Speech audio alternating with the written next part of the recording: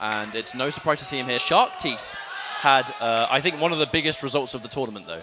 Yes, he was able to defeat Biohazard in order to get this top 8. So a big win for him under his belt. Of course, he's fully supported by his Middle Eastern group here at Viennality, ready to play. But I know ANSEHEN has his own friends in attendance as well. So I'm excited to see how this goes and see how the noise in the area builds up. But before we get into this match, I want to remind those of you at home watching, please do follow at NRS Esports on Twitter. If you're a big fan of competitive Mortal Kombat 11, they don't just cover the pro competition, they cover pretty much anything competitive MK. So if you like what you see, make sure you're following that Twitter account and you'll be kept up to date with all that you need to know. But one thing we haven't talked about that I want to bring light to, ANSEHEN was sent to loser's bracket in literally his first game. And he wasn't seeded either. He was like round 1, game 1, loser's bracket. He has fought through the absolute gauntlet to get to loser's side top 8.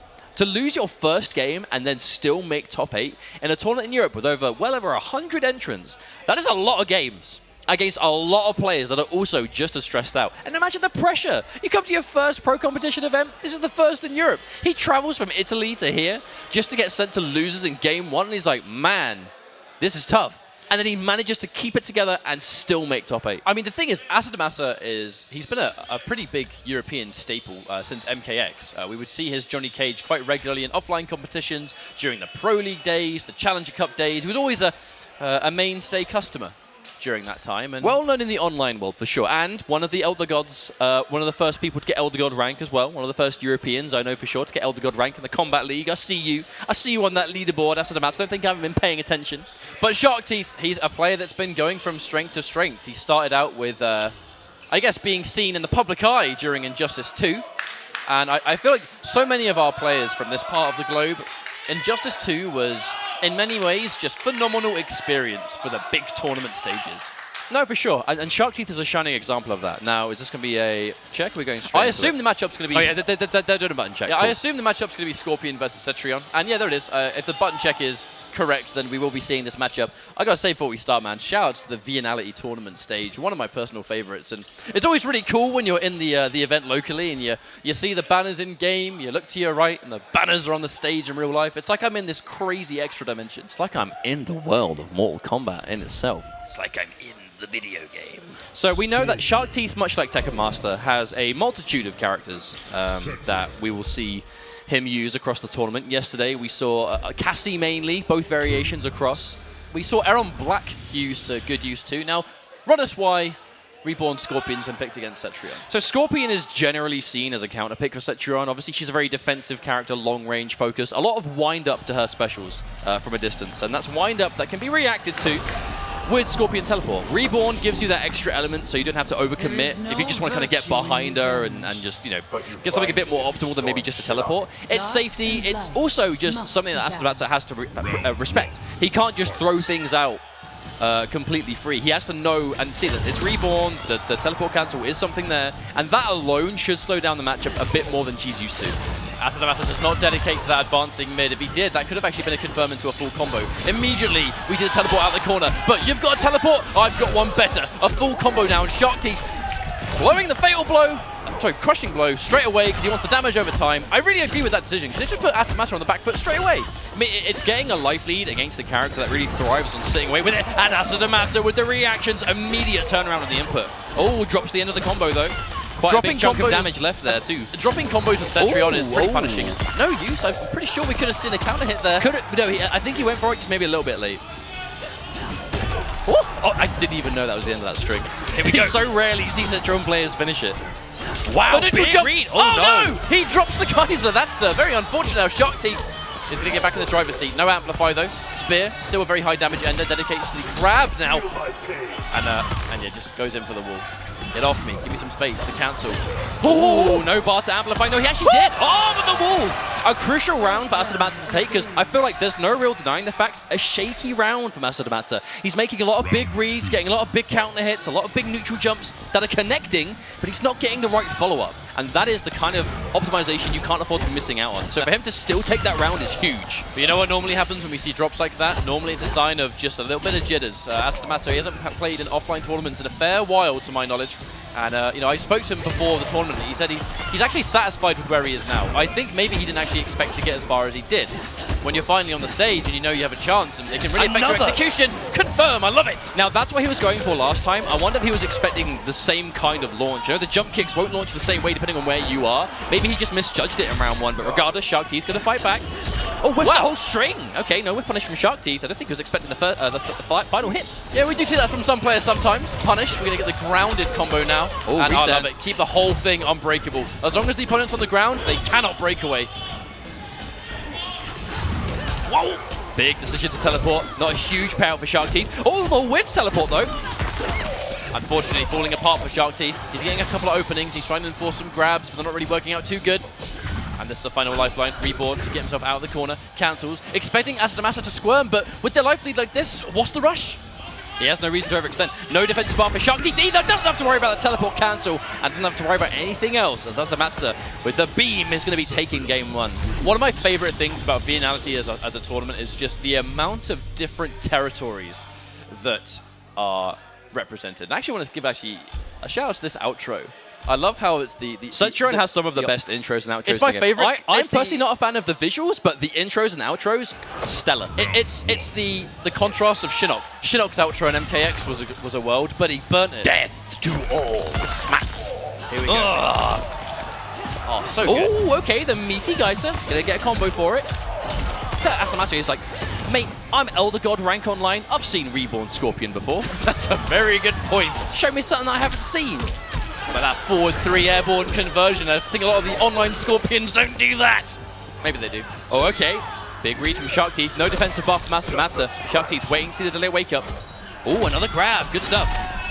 This is what Shark Teeth needs to do. He needs to get the life lead and keep her at a range that Asadamasa can't breathe, right? This is a character. She needs space to do what she does. If you deny her that, and she doesn't have the lead, it's huge. Big crushing blow, Shark Teeth. Does he break away? Yes, he does. Now the fatal blow. It's in play. If he hits it, he's going to win! Armor through the natural barrier. It has got a gap in the middle. Normally, it's a flawless block, but if you've got armor, take that 5-framer startup and give it here. Is that enough? I think it is. No, my okay. Oh. Oh, underneath, but enough. Is that enough? That might be enough to kill. No. Oh, Asadamasa from out of nowhere still manages to get the life bar. You know, for a second that was going to be enough. Anyone that's played MK11, when you spend your fatal blow and you lose the round, that's a feels bad man moment. And by so close as well. He was like millimeters, pixels even away. I'm having enough. Oh, big teleport. That was a big commitment too. That was just a regular teleport. Ooh. Actually, knowledge too. The Shark Teeth won't always pull that amplify. He's going to keep it simple. Even though Asadamasa got hit, because Shark Teeth was expecting it to be blocked, he didn't dedicate. Right, Geyser tries to punish, but he must have been convinced it was going to punish, but obviously the crushing blow already used, so no big launch for Asadamasa. But there's the capitalization. Ooh, I love the conversions like Cetrion. It was thought maybe she wouldn't be much of a combo character, but as long as she's got amplify and she's got range, she can get these little wayward conversions that work out quite nicely for her. Oh, last minute jump kick. Cetrion. Oh, okay, big whip punish. I think Cetrion low-key has one of the better jump kicks in the game. Very hard to yeah. Big corner damage. Oh, and another grab. Shark Teeth full screen with very little health. This is a bad situation for Shark Teeth now. He has to make something happen. He has got amplify. The cancels. Oh, he dedicates.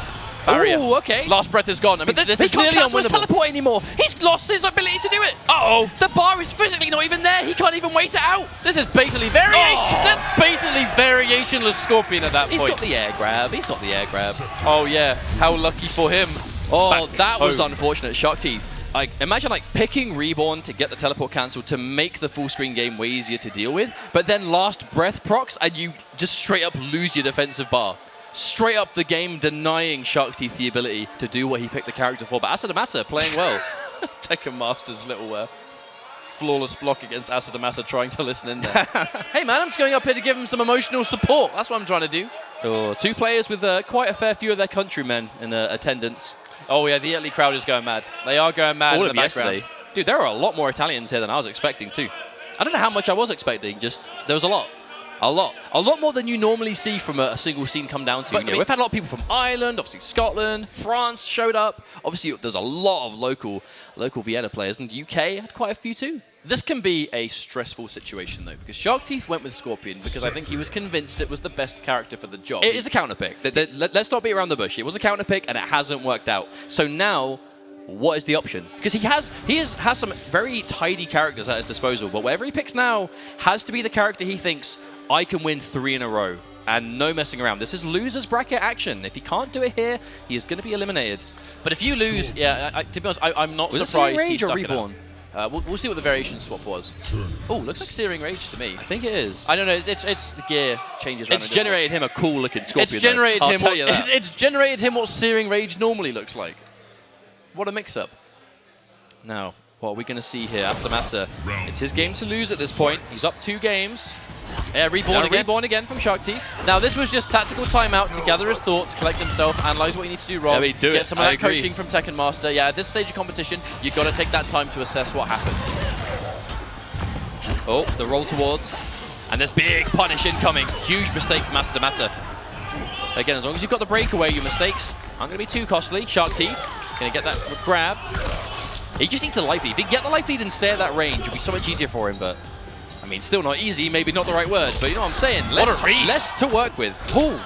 Okay, nice capitalization. Spend the bar. Yes, he does. Doesn't seem to matter too much that Shark Teeth didn't quite get the conversion he was looking for. He's done plenty of damage already. The reversal grab. Astamasa, plenty of work left to do in this situation. And yeah, Shark Teeth, I expect him to block and hold quite a few of these grabs, honestly, because he has so much life. Okay, jump kick, respect. Big jump out. Big read from Shark Teeth.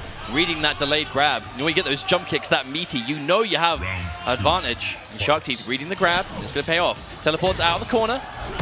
Ooh, okay, whip punish. Whether it was intended to catch or not, there are so many active frames on that natural barrier that it has to be respected quite often. Unless it's point blank, then obviously you get your flawless block punishes, but it's just an extension of her zoning range like this. And instant jump kick. Oh, I love that. Was clean Atlantia. Not a terrible amount of damage to get off a jump kick, too, at that angle. You can really see the patience that Astamata is enforcing too. Like, he knows he has a life lead, and he's going to just let Shark Teeth kind of really hang himself at this stage. Oh, Astamata opts to go for a meterless punish there. Doesn't want to spend the bar. If he has the crushing blow stocked for the next round, and he can use it to punish teleport, it's going to be such an ace in the hole when you're in match point. Oh, another grab. Astamata, he's not pressing every time that's cancelled, so Shark Teeth really able to start getting some freedom after the cancel we haven't seen before. Safe but minus. I believe that's -5, that back 1-4-3. So he should be moving. Pretty attractive. All right, neutral jump. Breakaway, mandatory. Oh, he puts himself in the corner. I'm not sure I agree with that, Mustard.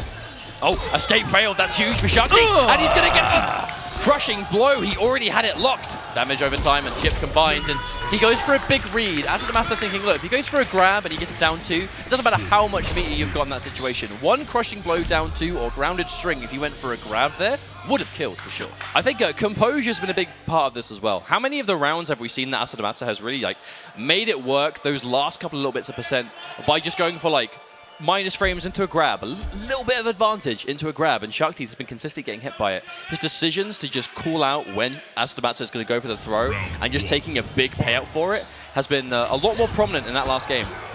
Okay. Oh, just goes under.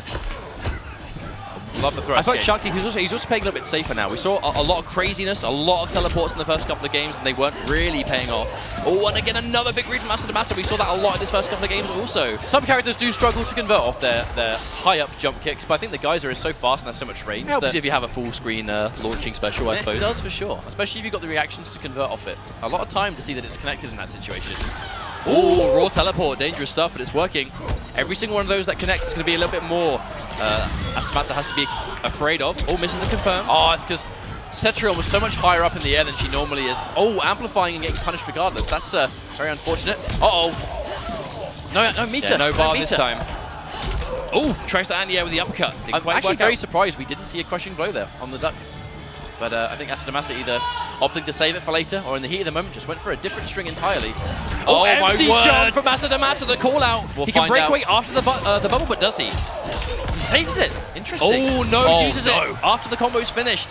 Definitely not what he was looking for, I think. Definitely seemed to me like a little bit one of those heat of the moment decisions that I think he regretted it the moment he pressed that button. He's got offensive bar though, so if he gets good teleport, he can still win this. Yes, fatal blow. Oh, 10 seconds on the clock. Astamata going in. Oh, the max range wall, and Astamata puts himself to match point. That was so dangerous.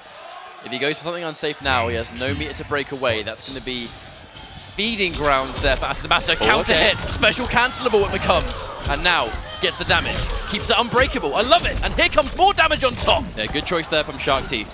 Both offensive bar spent, anti-air late on the other side, but the damage over time is ticking down, adding up with the chip damage. Astamasa already at 50%. Oh, doesn't chase down the back roll. But Astamasa, he's going for every anti-air he can muster. Oh, and that cancelled teleport. He jumped at the perfect angle for Cetrion to standing button anti-air. Oh, no. Uh-oh. No defensive buff. This is unbreakable. I mean, he's still going to have a lead. He doesn't do the most damage. What's the situation here? Oh, he tries! Oh, he tried to fatal blow, I think. It looked like a down 2 to me. No, he went for a block. I think he tried to fatal blow on it. Anti-air! But not close enough. You have to get a really deep dash to confirm that one. Astamasa unfortunately dropping it twice in this game. Natural barrier. Oh my god! Is that fatal blow enough? through the gap! No, this has to be it. He has to get the minigame. He has to get the shields. He needs the shields or Shark Teeth is dead. Is that it? The beam! The beam is enough to take it, and Astamasa is going to be eliminating Shark Teeth on the back of a fatal blow.